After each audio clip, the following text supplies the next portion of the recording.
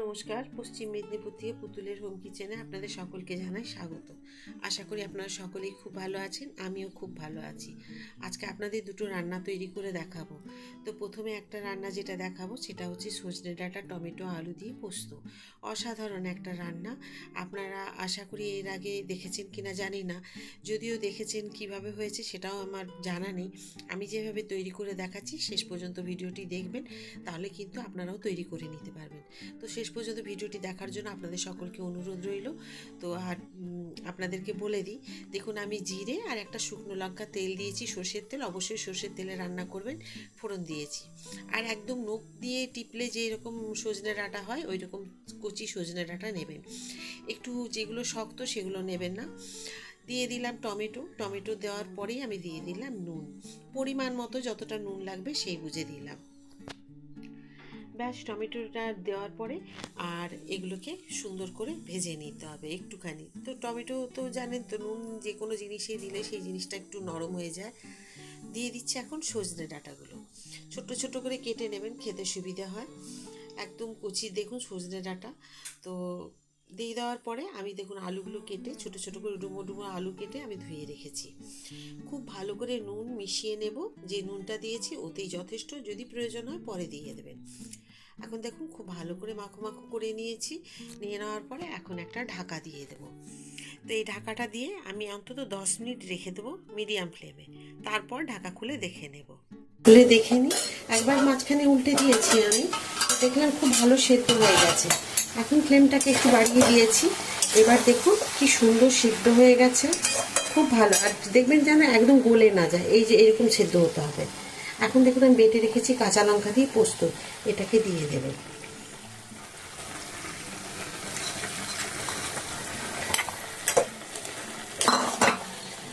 একদম মাখো মাখো, দেখুন একটু জল দেব, এই যে একটু বাটি ধোয়া জল দিয়ে দিলাম। আর আজকে আমি মিক্সিতে বেটেছি, আজকে আর আমার সময় ছিল না শিলনোড়ায় বাটবো। একদিন আপনাদের শিলনোড়ায় বেটে দেখিয়েছিলাম আমি। তো দেখুন আমি কিন্তু মিষ্টি দিইনি, আপনারা যদি মিষ্টি খেতে চান দিতে পারেন, কিন্তু মিষ্টি না দিলেই ভালো হয়, আমরা পোস্ততে মিষ্টি খাই না। আর এইরকমই কাদা কাদা মতো রাখতে হবে, কারণ এটা বসে যাবে। তো কেমন হয়েছে আজকে সজনে ডাঁটা আলু টমেটো দিয়ে পোস্ত। তো সজনে ডাঁটা যেগুলো পুরো একটু পাকা সেগুলো দেবেন না, কচি কচি সজনে ডাঁটা দিয়ে করবেন, এতে খেতে খুব ভালো হবে।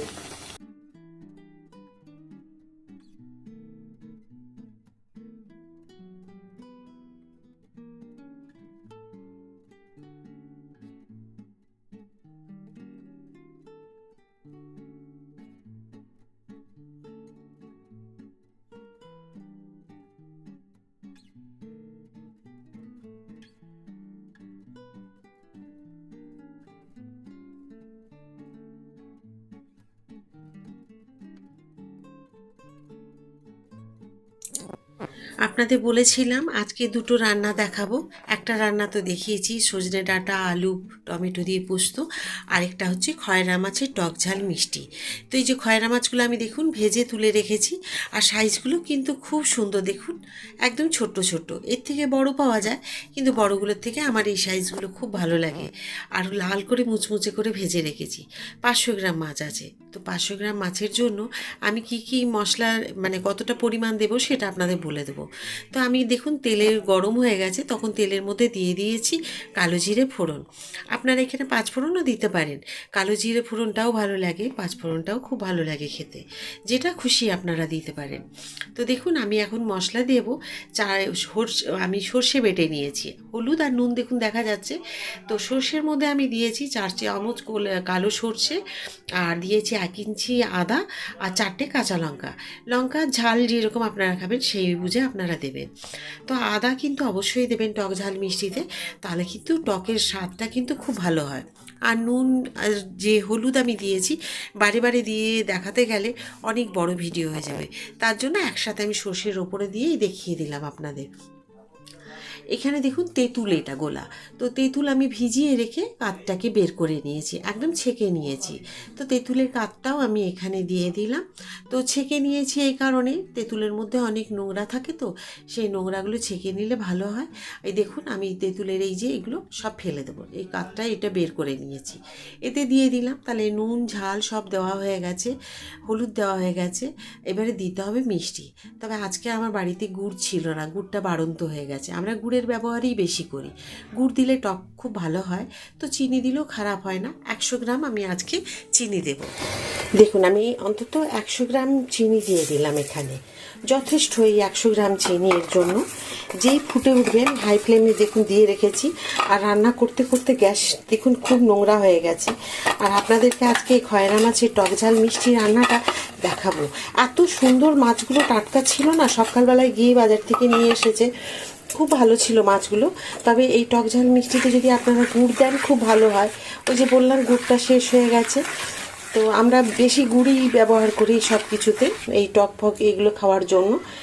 তো এখন দিয়ে দেবো দেখুন মাছগুলো, এগুলোও দিয়ে দেবো এখানে। সব মাছ দেখুন দিয়ে দিলাম।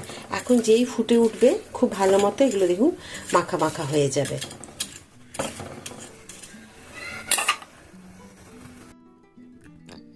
দেখুন টক ঝাল মিষ্টি রান্নাটা খুব সহজে খুব সুন্দরভাবে হয়ে যায়, আর মুখে স্বাদ ফিরিয়ে আনবে এই রান্না দুটো। সজনে ডাঁটা আলু টমেটো দিয়ে যে পোস্ত, কী যে একটা অসাধারণ পোস্ত রান্না, সেটা না খেলে আপনারা বুঝতে পারবেন না। অবশ্যই একবার তৈরি করে খাবেন এই দুটো রান্নায়। আর টক ঝাল মিষ্টি এর তো কোনো তুলনা হয় না, কোনো জুড়ি নেই এই মাছের রান্নার। তো অবশ্যই কিন্তু এভাবে রান্নার শেষে একটুখানি সর্ষের তেল আর যদি লঙ্কা মনে হয় দিতে পারেন, অসুবিধে নেই। তো খুব সুন্দর কিন্তু হয় এই রান্নাটা, আর খেতে খুব ভালো লাগে। দেখবেন এই গ্রীষ্মকালে আমাদের একটু টকের প্রয়োজন হয়, তখন কিন্তু এইভাবে রান্নাটা করে নিলে খুব ভালো লাগে। তো বিভিন্ন রকম রান্না আমি মাছের দেখাই আপনাদের। তো কোন রান্নাটা কখন ভালো লাগে অবশ্যই কমেন্ট করবেন। আর আজকে যে দুটো রান্না দেখালাম, কোন রান্নাটা আপনাদের সবথেকে ভালো লেগেছে সেটা কিন্তু একদম কমেন্ট করতে ভুলবেন না। রান্নাগুলি আমার প্রচুরভাবে শেয়ার করে দিন, যাতে আমার নতুন নতুন বন্ধুরা আমার এই রান্নাগুলো দেখে বাড়িতে তৈরি করে মানুষকে খায়, বাড়ির পরিবারে খুশি করে দিতে পারে। প্লিজ লাইক সাবস্ক্রাইব শেয়ার করে দিন। আবার বলে দিচ্ছি, মনে করিয়ে দিলাম আপনাদের, আপনারা হয়তো ভুলে যাবেন লাইক করতে সাবস্ক্রাইব করতে, সেই জন্য। তা আবার একটা নতুন ভিডিওতে আপনাদের সাথে দেখা হচ্ছে নতুন রান্না নিয়ে। সবাই ভালো থাকুন, নমস্কার।